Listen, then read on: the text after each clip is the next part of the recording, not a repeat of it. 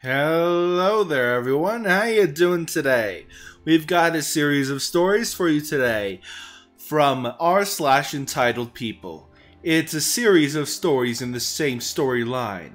We shall dub it Mad Margret, Stories of the Entitled One. Now, I hope you all enjoy the tales I have to give you. If you do, like and subscribe. And if you don't, like and subscribe anyway. I'm not your mother. Without further ado, let's get started. Mad Margret, the beginning. Today I'll be introducing to you to a human being who is a curious mixture of entitled and insane. My first landlady, Mad Margret. About 8 years ago, I moved out of my parents' place practically a few months after returning from foreign exchange.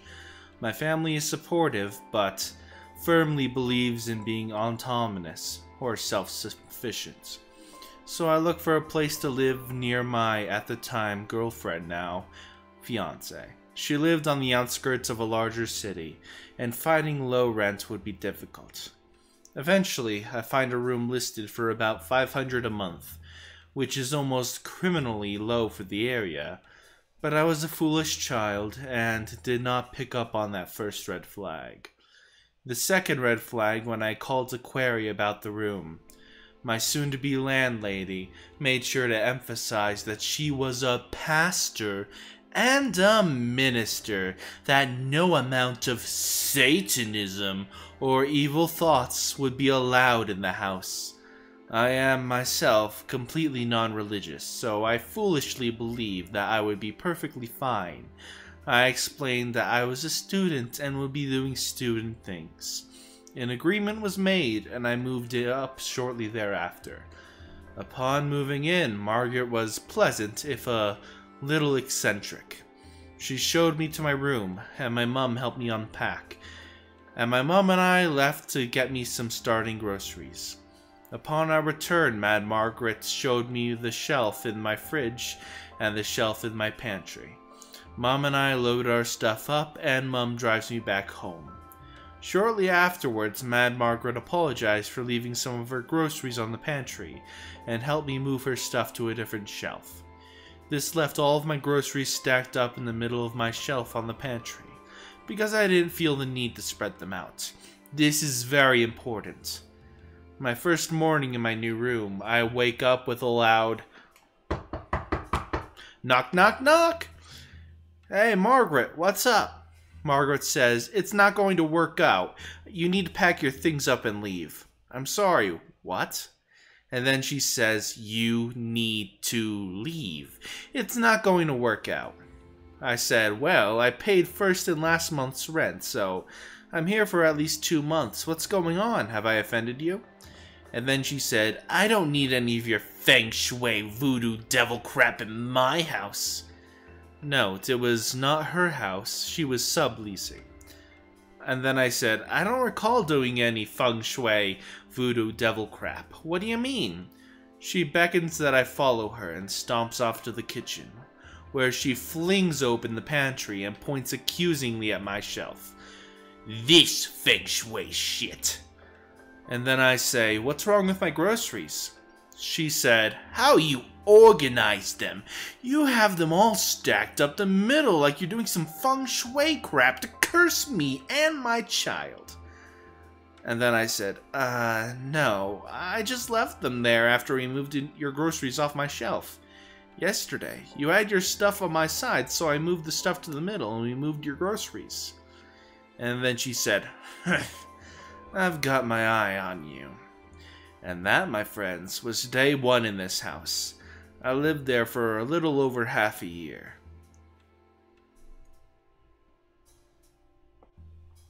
Mad Margret, Part 2. Her righteous defense against the shaman and warlocks. One of the mistakes I made very early on as an independent adult was to regularly offer my technical and electronic skills to anyone and everyone. It makes me feel good and smart to fix things for people. I made this mistake with Margaret during my initial phone call setting up the rental situation. The next day, she accused me of Satanism, based solely on how I organized my groceries.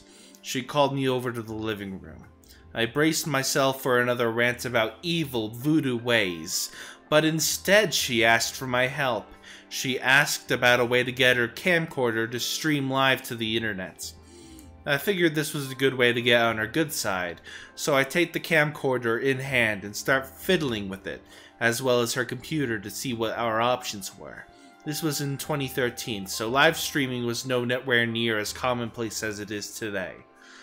While playing with her outdated equipment to see if what she wanted was even possible, she began to explain why she wanted to live stream. You see, Mad Margaret has a hobby. She enjoys preaching daily to an empty room for about 3 consecutive hours, give or take an hour depending on her mood. I later learned that this was the safest time to enter or leave the house, as she would not stop unless God himself showed up to tell her to shut up. Margaret began telling me how desperately important it was that she do this daily. The following conversation, while possibly not incidentally worded, as it has been over 9 years, has not been exaggerated in the slightest, nor is she being misrepresented. This is who this woman is. She said, "Thank you, Bailey, for helping me get this fixed up. I knew it was the right choice letting you live here." Did she forget that she accused me of Satanism yesterday? I said, "No problem, I just really enjoy fixing things." And she said, "Do you know why I do this?" Referring to preaching in a living room behind a lectern every day. "Because you're a minister?" I was desperately hoping this was a short conversation. "Because I fight daily for the protection of the word and the good godly people here." And I'm like,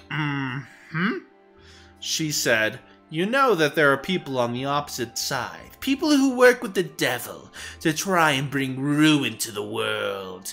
Every day there are shamans out there begging their evils to prevent the sun from rising each day." I'm like, "Oh, that's neat." And then she said, "If I wasn't here preaching God's word, they would win. The sun wouldn't rise and we'd all die in a world of darkness." Yes, people, I am not exaggerating. This woman takes credit for the sun rising every day. Well, thanks, I guess. "Each day I speak out against these evil. You know, the other day I saw thousands of crows on my college campus. I knew they were sent by evil priests to stop my sermons. They're an evil that collects around the godless students at the college you're a student of." I said, "I'm pretty sure the crows just have some kind of migration pattern up here in the fall." "They do. We get tons of crows every year." "No, it's them students, I'll tell you.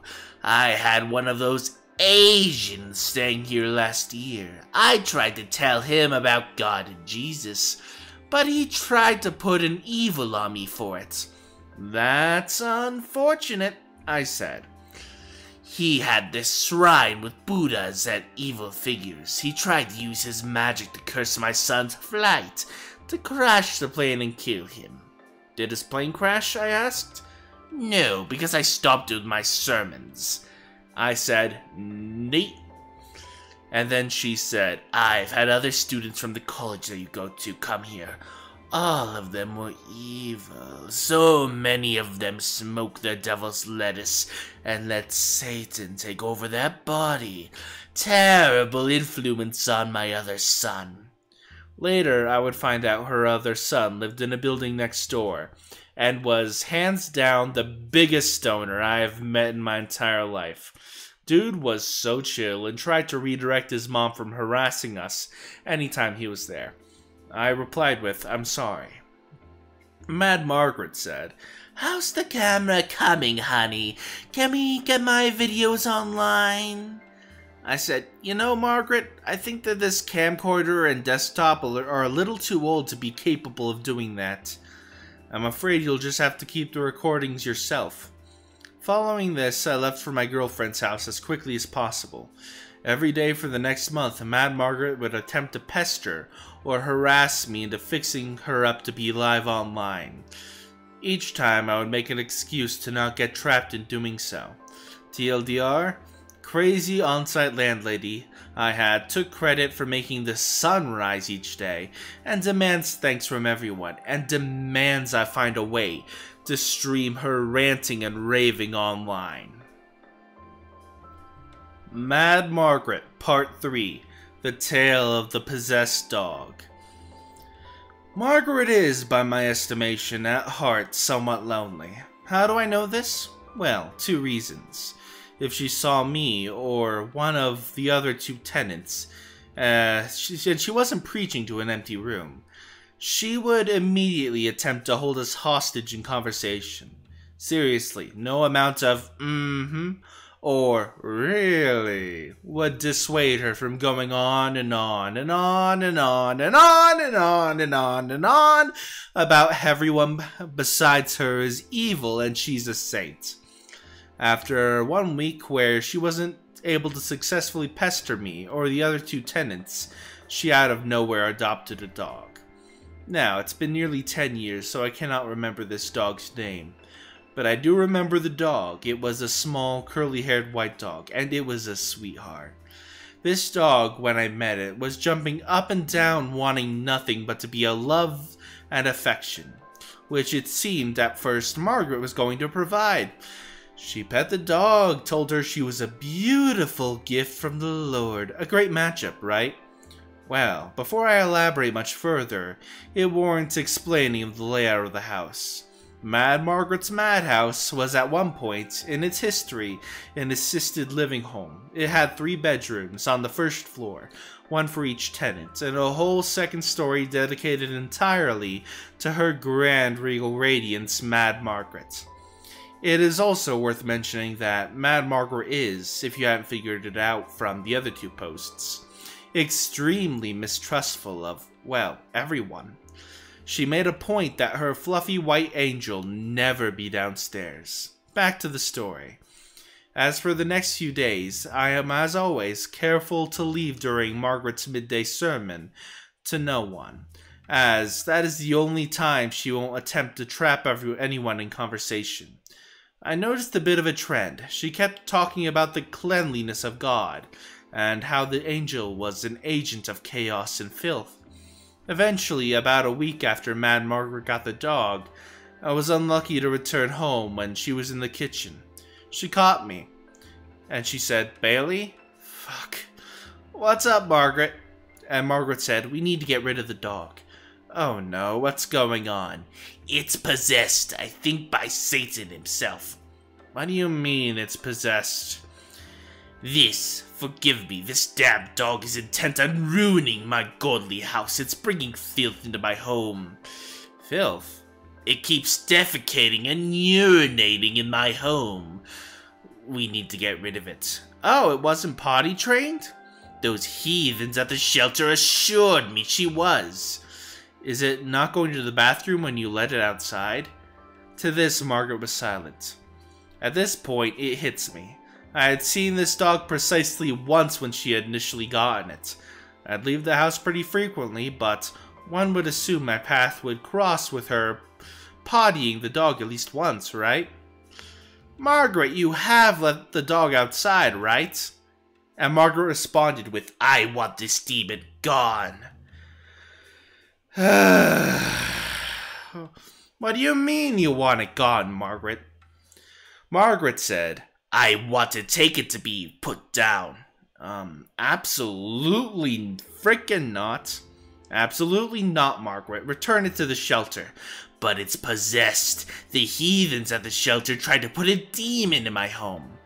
"Margaret, the dog is not possessed. You never let it outside. Where the hell is it supposed to go to the bathroom? Do you expect it to stand up on the toilet, do its business, and flush?" She said, "I let it out just the other day." "Margaret, how often do you go to the bathroom? Every couple of days?" "No. Find me the number of the shelter, I'll call them for you." Margaret said, "I don't have their number." And I said, I don't believe that. You better get your son to help you get this dog back to the shelter. Because if I find out you had this dog put down because it crapped in your room, you left it locked up in, you're going to have a lot more to worry about than demons in this house. I will call the cops, Animal Protective Services, anyone and everyone. And Margret responded with, fine, I'll get my son to help me return this damn demon. The last I saw the dog, she was loading it into her SUV, and her son was driving. She had lost her license several times over, so I'm fairly confident the dog was taken and returned to the shelter she got it from. For the next couple of days, she was surprisingly less talkative to me, though she definitely looked at me with some suspicion. I don't think she ever stopped believing that dog was possessed. I'm glad I was able to save it from her. TLDR, Mad Margret believes the first sign of a dog being possessed by Satan is it being unable to operate a toilet on its own.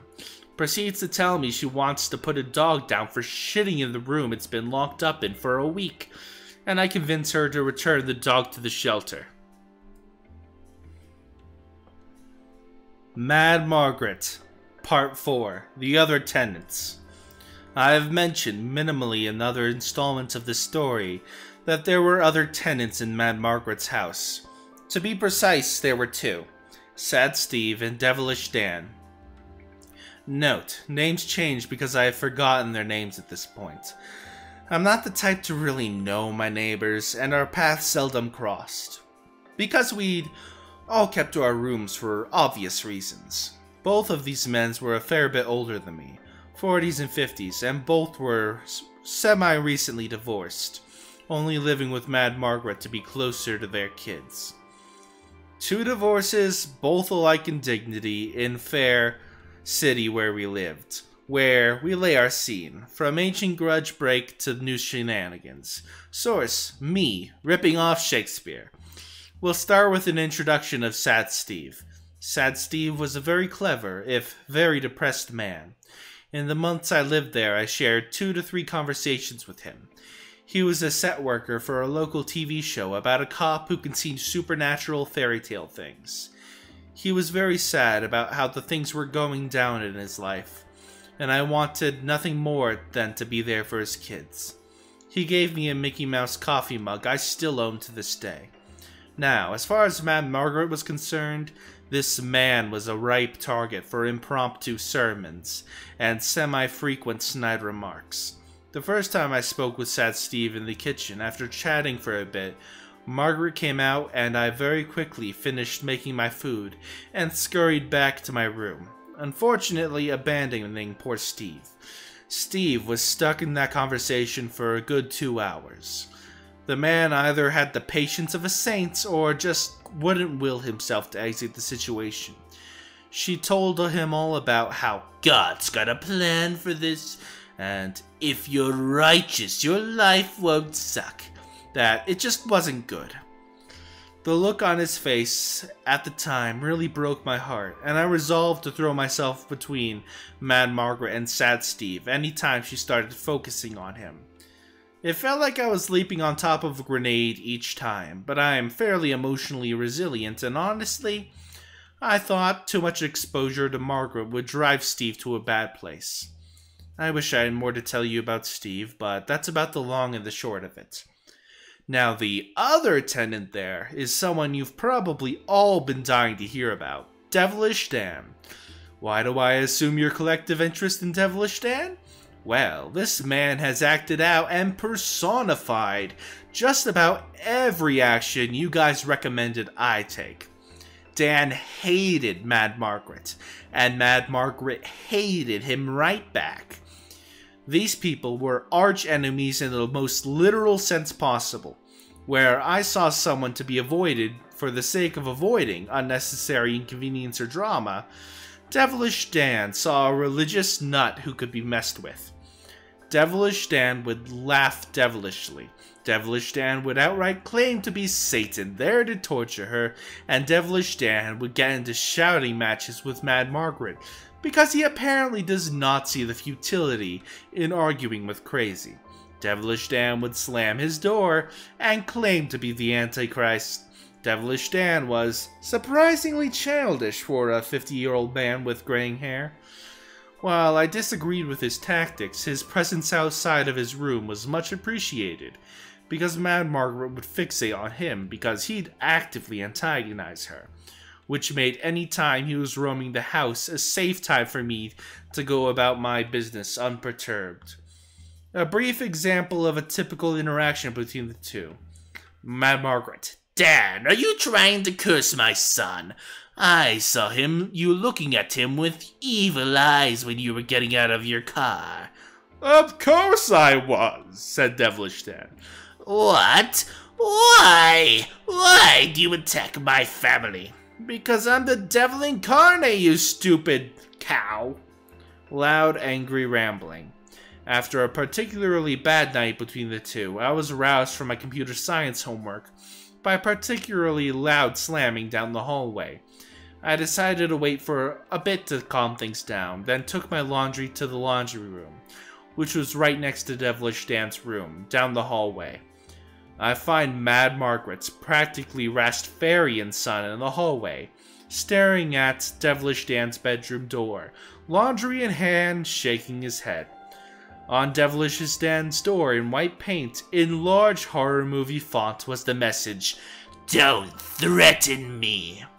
Good lord, people. I wish I had taken a picture. Mad Margaret's son had come over to pick up his laundry out of the dryer, only to find the message on the door. He yelled to Mad Margaret, "Mom, I'm serious. You can't be doing this shit anymore. You're going to get in trouble." Which was met with some shrieking about how Devilish Dan was the devil. I quickly got the lowdown from the son. Devilish Dan doubled down on his devilish deception, and Mad Margaret met with such misanthropy and momentarily melted down.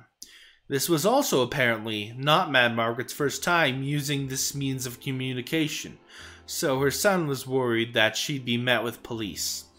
Now, for those of you who are cheering on Devilish Dan, I do want to take a moment to clarify. This is not necessarily how he acted with Margaret. The man was a pretty rude narcissist, pinning the blame for all of his life's woes on Mad Margaret and his ex-wife. When I was looking for another room to rent, I met two lovely women in the neighborhood who had rooms, one of which I did move into, and both had also had applications from Devilish Dan. Both of these women made it very clear that they did not see him in a favorable light, and that he had been angrily ranting about how everything bad was Margaret's fault and taking no responsibility for himself. Ultimately, at the end of this tale, I remain concerned for Sad Steve, and I hope he did well and got out of there. I feel little pity for Devilish Dan, and I assume that if he remained there for much longer, one would have offed the other. Personally, I'm just glad to have left. Mad Margaret, Part 5. Margaret meets Bailey's dad. Bailey's dad, well, my dad is, well, he's an interesting guy. He's not tall, about 5'8", so a bit shorter than me, and was in the Air Force for a long time. As the guy who trained other people how to survive in the wilderness, literally wrote most of the book on how not to die away from civilization, and he fixed jets. He built his own motorcycles and got one featured in a magazine. In terms of personality, he's a force to be reckoned with. Much of the time, he thinks he's a social butterfly, and will walk up to a random person to start conversations. Dad has an unerring sense of justice and enjoys helping people, is loyal, and is incredibly incentive and clever, and he can be rather opinionated. However, the man's got a fuse so short, you'd barely believe it's there, and having trained military men and how not to die, he's got a hell of a drill sergeant voice. It's like he has the voice from the Dune series, except people tend to do what he says, because he's able to shout so loudly and with such authority that you unconsciously begin doing whatever he's shouting at you about. It's like the pissed off voice of God. You'll love that I said that. In short, I love and respect this man, as he formed a lot of who I am today. I am a milder version of him and believe in being persuasive rather than shouty, but ultimately much to the same effect. So, with that in mind, onto the story. So Dad came down to visit me, or to drop something off, can't remember, in this city where I moved. We drove around for a bit before ultimately returning to Mad Margaret's madhouse. Upon our return, I take to moving whatever he's got in his truck into my room, and foolishly leave him unsupervised for more than 30 seconds. Of course, this means that Mad Margaret called out of the air vents, or however it was she moved around the house, to find him standing in the living room. Dad begins to make small talk with Mad Margaret, who I absolutely warned him about and begged him not to engage her. In retrospect, this was seen by him as an open invitation to meet a new crazy. So, how have things been since my boy moved in? Well, I'm not so sure about him.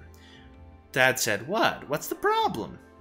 I'm not so sure he's a good kid. I don't trust him.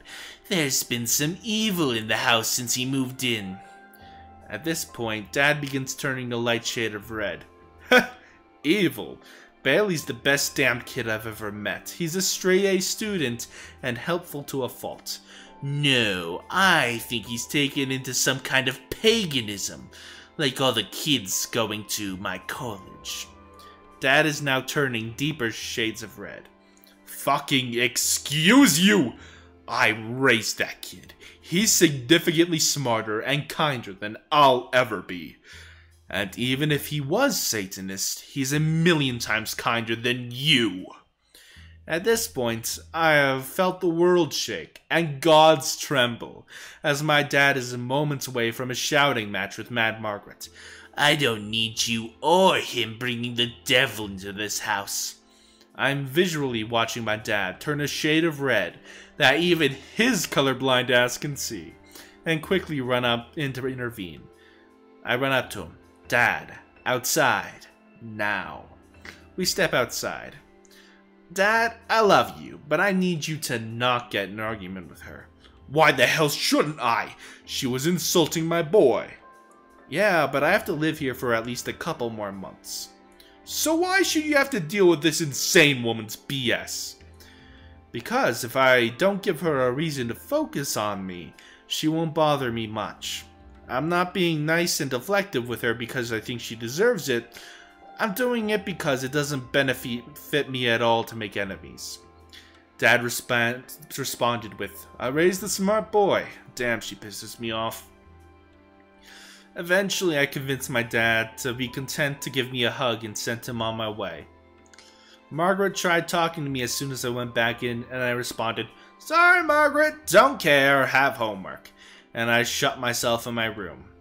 Important lesson to all. It does not benefit anyone to argue with crazy. Pick your battles by whether or not there's potential for you to benefit you by taking them in the future. Also, it's my dad's birthday today, and he came up to visit. We're going skydiving tomorrow. We went out for a few drinks, and I asked him to reflect on Mad Margaret. And he said, You know, I don't care if people are religious. Whatever you gotta tell yourself to be able to live your life. But damn, she was fucking nuts. And that's the end of the Mad Margaret saga for now. As of right now, there are no more Mad Margaret stories on this page. I hope you all enjoyed. Please like and subscribe, and I'll be enjoying my birthday on the 4th in a few days, so hasta la pasta.